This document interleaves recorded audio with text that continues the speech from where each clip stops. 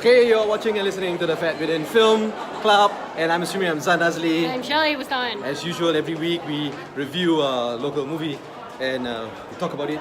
And this week we were invited to the premiere Rise. of Rise, Ini Kalilah. Let's watch, see if it's a good movie or just an opportunistic movie. Yeah, got some stories to tell.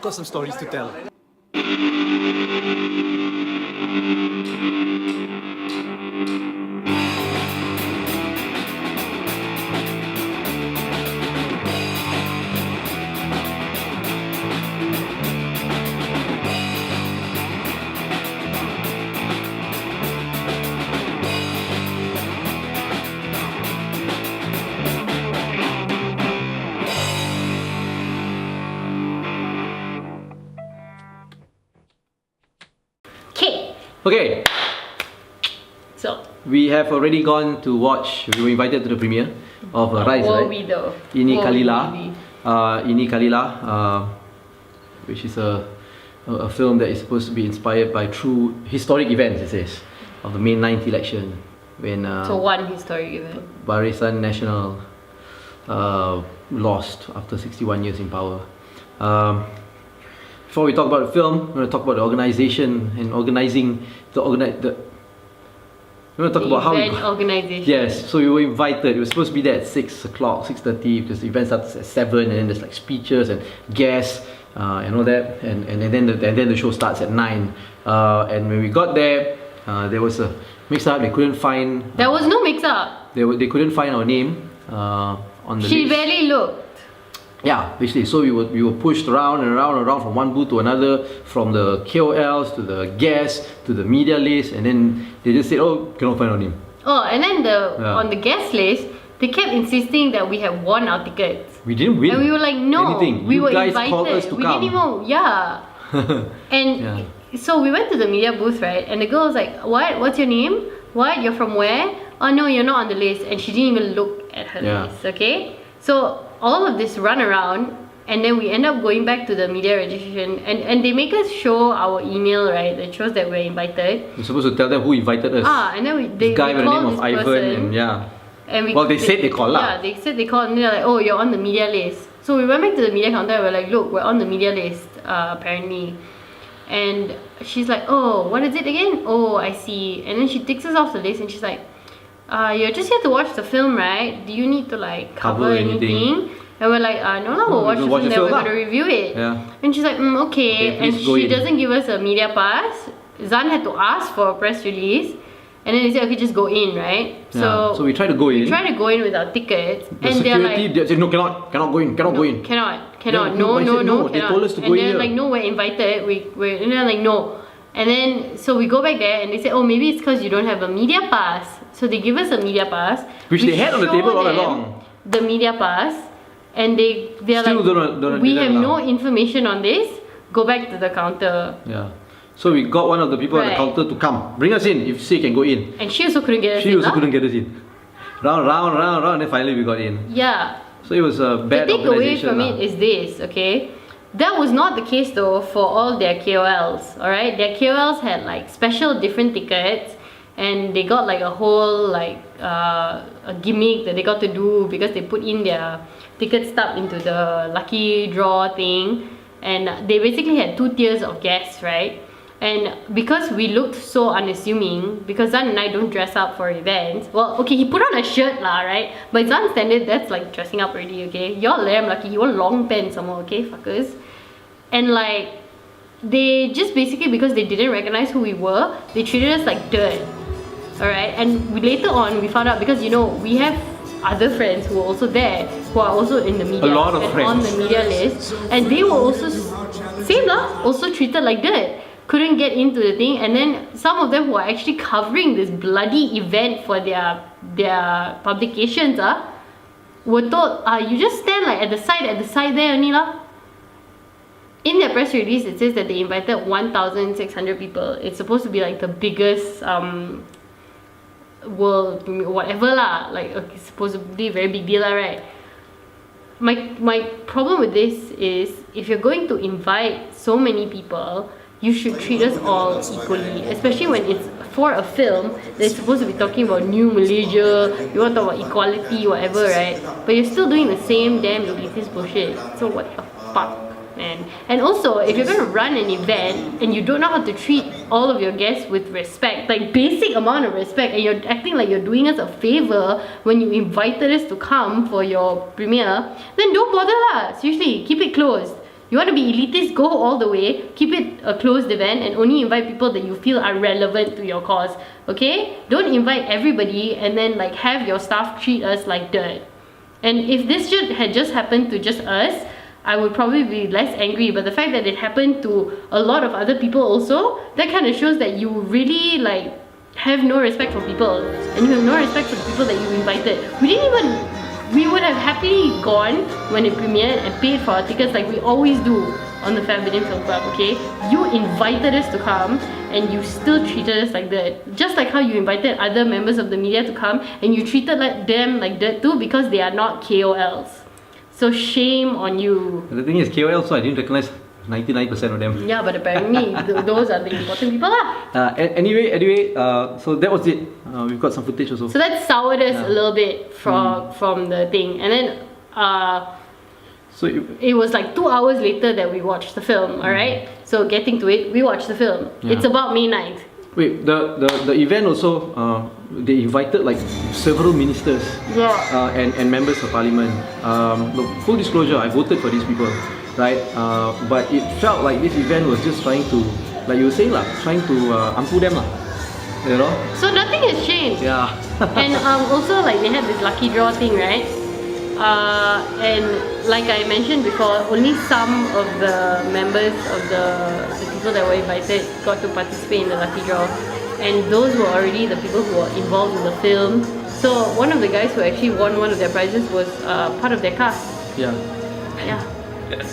So we are not alone in feeling this. A lot of the members of the media felt sidelined. We didn't appreciate it. None of us appreciated it. We don't mind. It's not that we don't mind lah, but I think after many years we've been accustomed to all this nepotism and to all these kind of events sort of sidelining the mass and focusing on the elites and the people who matter, VIPs, right? But kononnya release of New Malaysia, release of a film that is commemorating New Malaysia, we thought maybe it would be different lah. Apparently not, guys. New Malaysia, same old story. I understand if an event like this, they want to invite the influential people because they want the word to spread, right? Of course. But hey, you invited us, didn't you? There's you didn't nothing ask to wrong. come. Yeah, there's nothing wrong with inviting your influential people and your ministers and whatever. Treat everybody that you invite properly lah. Yeah. If you're going to claim to be inclusive, actually be inclusive. Don't bring in the old ideals that you were like shunning anyway, and then try to act like you guys are the new progressive. Okay, so the film, right? Eventually we watched the film. It's called Rise, Ini Kalilah, directed by 3 directors, and all 3 directors are my friends on Facebook. Sao Tiong Hin directed 1 story, Nick Ame directed 1 story, and Prem Nath directed 1 story. Prem's on my Facebook. He's my favorite friend. Hey, Prem. Hey, 1 or it's like 2 because there's 6 people. 1. So if you see the story, right, Tiong Hin directed the story about the police. Nick Ame directed the story about the girl from London who was coming back and she had to carry all the postal votes back. And then Prem directed the story about Sangeeta, the Indian school teacher whose father is a election officer. Oh, so it's 3 stories. Yeah, so there are 3 stories, but all these stories. Okay lah. Yeah, and they were all intercut, and at the end of the film, they all come together. These characters all collide. Because at first, it's supposed to be about 6 people. That's what the press release says. It's about perspectives of 6 different Malaysians. So you've got, as he's mentioned, the police officer, Remy Ishak. Who's played by Remy Ishak, then you've got the girl who's living in London, who brings back the postal votes. Then you've got Sangeeta's character, who is a school teacher and then becomes a pacha volunteer. Who's also in love with a Chinese Malaysian who works in Singapore. So then you've got but that's part of Prem's story Malaysian Chinese who works in Singapore. Then you've got Indian businessman who Yes. helps get supplies migrant workers Yeah, that's right. to factories and stuff Yeah. like that. Yeah. And then you've got Mark Odea, who's playing a reporter who's just come from London, who is paired up with a fixer, A local played by Malaysian So fixer. Jen. Yeah. But yeah, Who's So she? Is she famous? Yeah, she's a KOL. So Jen plays a Sabahan in But she's not really a this. Sabahan. It's not Is she really a Sabahan? No, she's not. I think. I don't know. I'm not sure. I have to fact check that. Yeah, which is okay. To me, that's yeah. not So much of a supposedly problem. it centers around these 6 Malaysians lah. Yeah. I mean these 6 people, and then their stories are interconnected. I didn't realize that it was only like a one story thing. And we carry on, yeah. So it's So 3 different directors. the story of these people during the day of the elections, right? And it shows like the police, for example, played by Remy Ishak. He has a partner played by another guy. I don't know his name. What's his name?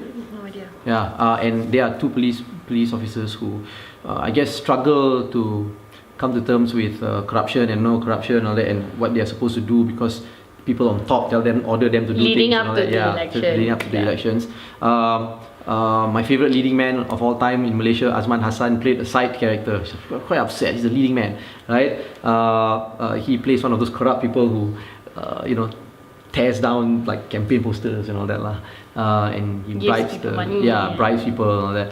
Then the Nick Amir story is the girl who is in London who was trying to get a job there, but her sister is getting married in Malaysia, and she's in a dilemma whether she wants to Come back or accept the job, but suddenly she's forced to come back because everybody wants her to bring back their postal votes. Yeah. And then of course the Indian guy you say who supplies migrant workers to factories and all that, and he has a conflict too because he's forced to do certain things that he doesn't want to do, yet he's also quite ethical. He tries to protect his migrant workers. Yeah. And then there's Sangeeta, the actress who is her character's name is Sangeeta. Shanti. And she's a teacher whose father is a SPR officer. But also the principal of the school. Yeah, and also principal of the school, and she's a pacha, and he observes the same polling station, polling center where her father is the officer. Yeah. Yeah, so there's conflict there lah. And it's supposed to be a story about the change in government and the euphoria that everybody felt because finally And the we've tensions changed. that led up to it as well. So the pre-existing problems that we had, and then leading up to. Yeah, okay. Hold Never on. mind. Wait, kakak will open the door and all that. Kat first lah. Kat first lah. Yeah, so it was about the tensions that led up to the elections, and then it talks about the people who sort of contributed either to make it better or worse lah. Yep.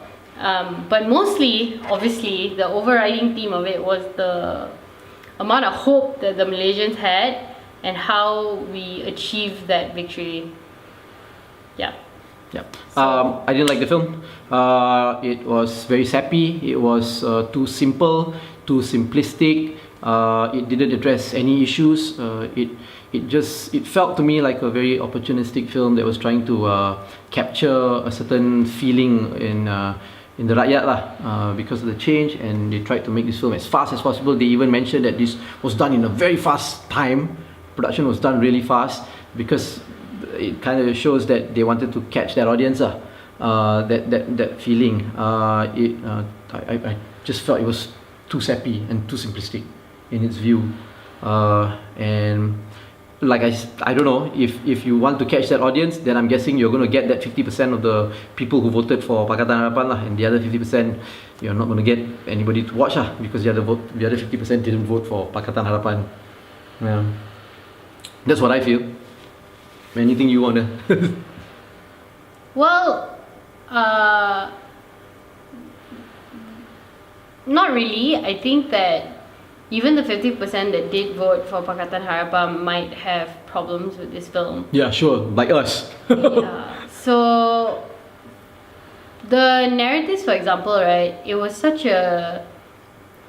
You could see that there were really real narratives, really real problems that were being showcased. I wouldn't say addressed because I didn't feel like that was what the film was meant to do. They were just trying to show a diverse of issues that were already pre-existing in the country before May 9th. Remy Ishak's one, we both agree the police story was very, very powerful because it is a real problem and it is a real issue lah, that policemen are underpaid and they are not forced to lah, but they have to live these sort of slightly simplistic lives, and money is a problem, and thus sometimes they resort to corruption to provide for their families. However, there were narratives I felt that were not very convincing and kind of redundant, like the story about the girl who was living abroad, because her character was so stale from the very beginning. Her problems are very first world, and they are not really problems. Like, her issue, mainly her conflict, was the fact that she had already been offered a job because she wants to move to London to work. So she was offered a job and they are willing to sort of process her work visa, but now she doesn't know whether she wants to come home for her sister's wedding because she feels that coming home would mean rejecting the job. Yeah. To me, that was sort of ridiculous, because if they really wanted to employ you, could you not then have spoken to these people and told them that, and also because it was election time, right? So like, couldn't you not have told them that you wanted to come back?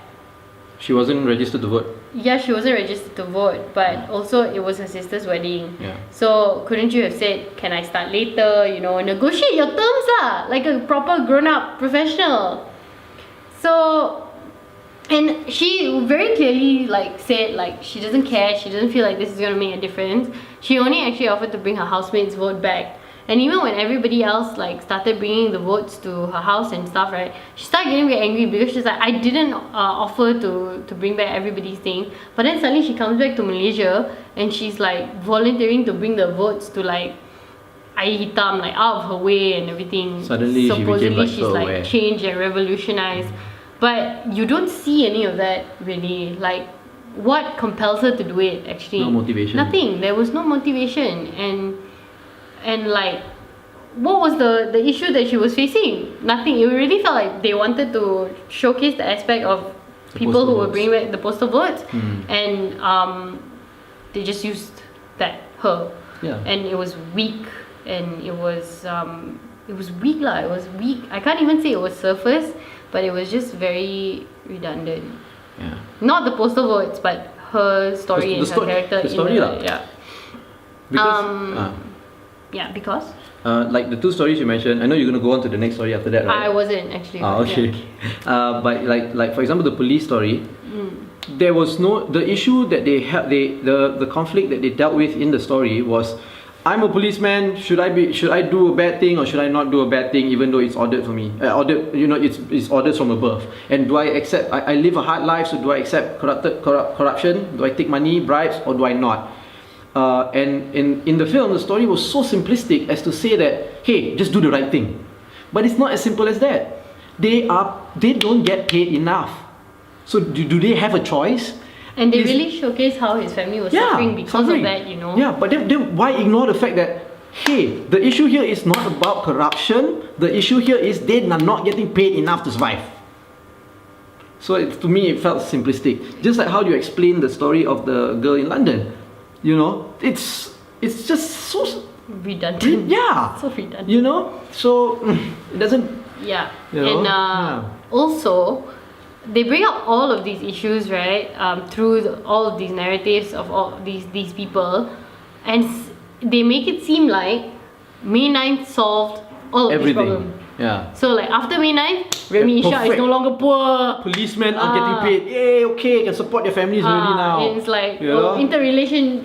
interracial marriage and relationships are okay. No problem. Yeah, everything's great. It's like a magic card like that. Look, it's been more than 100 days. Many things have gone down. Many things have gone down. Yesterday itself, as this film was premiering, earlier that day, something had gone down. We all know that the change of government might have solved some problems. Most problems. As we've mentioned before. within our own discussions. Yeah. It might have solved some problems. Most problems in the manifesto. I wouldn't say most problems lah, alright? No, I mean, really don't if you look feel, at the list of the manifesto lah. yeah, okay, right, but it has also brought up a lot of new ones that have not been addressed. Existing problems that are not going to be addressed that also. were under the surface that have now come up that have not been addressed and will probably never be addressed, and the ones that have been pressured to address them also have basically given very passive, very non-committal statements saying that, you know what, there's nothing we can do, we just have to review this. That's not true though. It's not true that there is nothing you can do. You are the policymakers that we voted in so that we could do something. The point of this whole new government was the fact that we could incite change and that we were supposed to work together to sort of create a better Malaysia. Not so that you can do what the old government has done and instead of ignore us outright, you just say, oh, yeah lah, this is happening, but there's nothing we can do. That was not the point of it. So, sorry to say, but the show showing us that, you know, oh, May 9th solve all of these problems is kind of bullshit. It's been more than 100 days. It did not solve all of these problems. True, I'll give it to you, it solved some of the problems, especially the more higher profile problems, but it does not and did not solve all of the problems, and it should not be shown as some kind of huge victory where like now everything is great here, because that is not true. Yeah. And it's very pandering in a way for people to Pandering and apple polishing. to make it seem that way. Also, I thought one of the things we really didn't like about old Malaysia is the fact that there was so much propaganda that always and content that always pandered to the government. And this is just one kind of like that. the same thing, Yeah. except that it exists now in new Malaysia and we're seeing new kinds of mediums of pandering. This is not the first thing I've seen that has been new government propaganda, alright? A lot already lah. There are so much already. Some people have really like sort of aligned themselves with the new government and taken steps to ensure that they will curry their favor, which supposedly I was told is not what new Malaysia is supposed to be about. But this film is basically another one of that blown up into many proportions. Like you see these people. One question that I have is all these stories that they address, right? Would they have made a film like this? Would they have addressed and brought forward these issues before the elections? Would they have spoken about? Would they have made a mainstream movie and tried to release it in the cinemas about phantom voters? About people carrying in boxes about of Bersih, even. about Bersih, Yeah. you know, about corruption, that police are taking money like this, you know. Would they have done it before the elections? Yeah. Now you can lah, but would you have taken that fight on before the elections? If the answer is no, that means you're a panderer. That means you're pandering lah. And also, You the know? film was such a slap in your face kind of pandering because they use actual footage.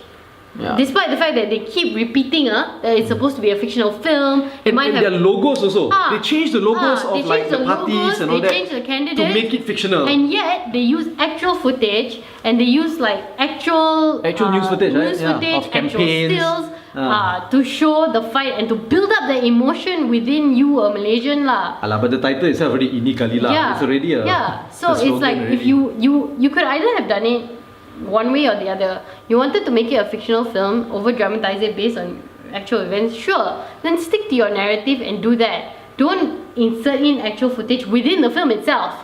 The credits one are lepas, okay, because people have done that when it comes to a based on a true event story. Yeah. But to put actual footage itself within the film itself, that one is, It's obvious really. come on It's too lah. obvious lah. Yeah, Yeah. it's too pandering. I mean, given the fact that this production company, Web Asia TV, right? Web TV Asia. Asia. TV, Web Asia, yeah. Web TV. They did produce a lot of name-wise films, which one of them has been banned and it has been controversial. But it's only name-wise films. And those, you know, and they did deal a lot of about racism and all that, lah, you know. That was actually the other point I was going to bring up. One of the things that we keep talking about in New Malaysia, May 9th, so on and so forth, is the fact that we do not go by race anymore. We're all Malaysian. Yes, okay, Okay. yeah. I'm glad that you brought that up. And yet what happened? What happened then? Everything is so racial. And it's still the same Melayu, Cina, India racial trope. You see- It's not even an original mixed people trope. Sabah, where are your Sarawakians? Where are your Sabahans? Where are your indigenous people? Where are your Serani flers? If they really want to make it, If it's really about Malaysians, where are the minority Malaysians that are not represented? Zan and I, our racial group itself, the mixed marriage kids are not represented. And we are also Malaysian. But no, on the screen, you still see Melayu, Cina, India and your token Sabahan. not only that, And then a token white guy. yeah, not only that, the way they tried to make the film also is trying so hard. One Indian director, one Chinese director, one Malay director. What? Can't you make one film which is not based on any racial group and just be Feature Malaysian? humans. Yeah, feature humans and just be And Malaysian. their story. What was that show? The one, the Journey, right? Yes. The Journey was a Chinese show, Mandarin. Yet it broke the box office. A lot of Malaysians watched it. It didn't matter if you were Indian, Chinese, or Malay. What? Because it was about the Pro- narrative. Yeah, it was not narrative. about It's not the about the race or the it's language. not about the race. Yeah, that is a real Malaysian film, I would think. You know? Yeah. And there have been examples of films like that, which, very few. That very are never few really examples. showcased, yeah. You don't have to work so hard to have got Malay, got Chinese, got Indian, hey, muhibah. Just do a good story. That trope is old. Yeah. It is tiring. We've seen through it many times already, and it is not. It's inexcusable when all we talked about leading up to May 9th was the fact that we are all Malaysians. That regardless of our race, regardless of our anything, we were all Malaysians, regardless of the language that we spoke, we were all Malaysians. But here you are, creating a film that is supposed to be for Malaysians. You write it there also, dedicated to all Malaysians, and you're still segregating us in that same tired trope. Melayu, Cina, India, lain-lain. Yeah. Fair like that. Come on. I really did though kind of appreciate the fact that they incorporated the different languages. I liked that they didn't just use English to blanket us off, and so they had Tamil a bit. they brought in the Tamil narratives, they brought in the Chinese narratives, the Cantonese, and the the Cantonese, Malay. the Malay, Yeah. the Manglish, all of it was That there. was that kind The of language flow quite bit though, naturally I really loved. it flowed quite loved naturally. That felt natural, and that felt Malaysian, That was the only thing lah. But the race thing though, I did not appreciate. That was, and also the fact that they kind of humanized the migrant workers that work here. Not in the polling center, but when they were In the talking factories about and all that, in the workers factories, lah, basically. and they were talking about how the workers are mistreated, but also how the workers are also here to provide for their families, and they appreciate the kindness that we give them. I really felt that, because it is true that migrant workers who come here tend to be mistreated. Even the refugees who come here tend to be mistreated, and that particular angle of it, I really appreciated.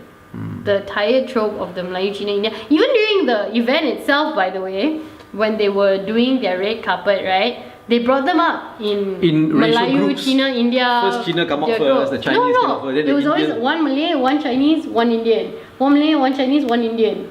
For most of it lah. Yeah, for you're most right. of it. Okay. Yeah. There were certain parts where This is- it was yeah. just the Indian stars.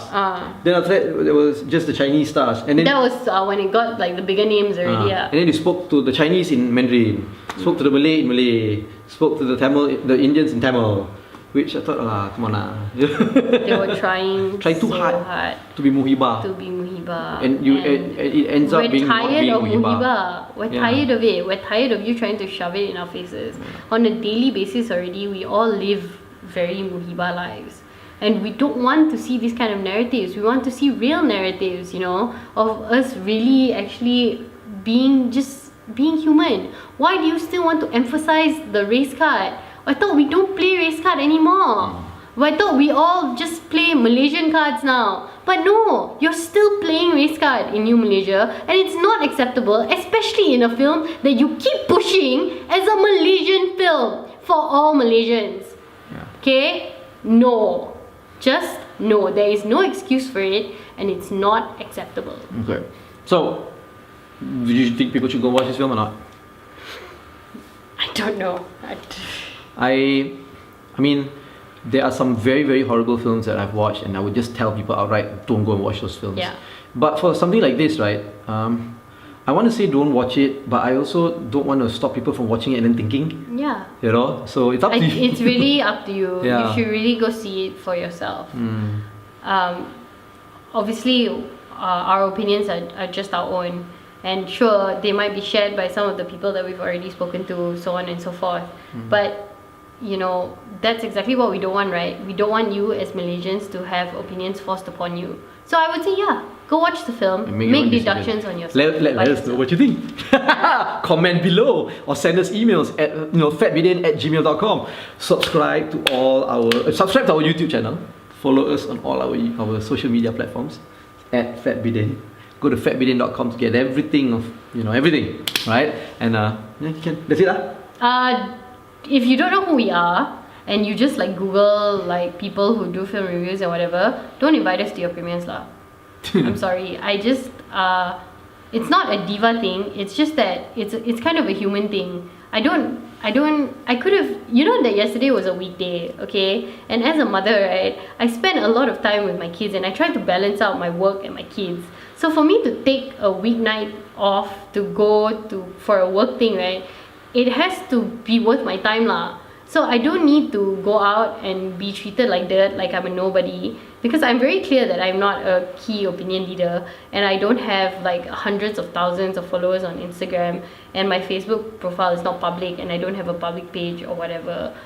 But, if I'm going to go to an event, I want to at least be treated like a human being, and not like I'm being done a favor to go and attend some event and to go and review this film. This is work. It's still work and it's still taking time out of our schedules and effort for us to go there and do it, okay? It's not that we're doing you a favor, it's a professional engagement. So act professionally or don't invite us at all, because we just don't appreciate treatment like that. Yeah. So you've been watching and listening to the Fat Bidin Film Club. I'm assuming I'm Zan Nazli. And I'm a very agitated Shell Bustawan. Bye. Ladies and gentlemen, all together.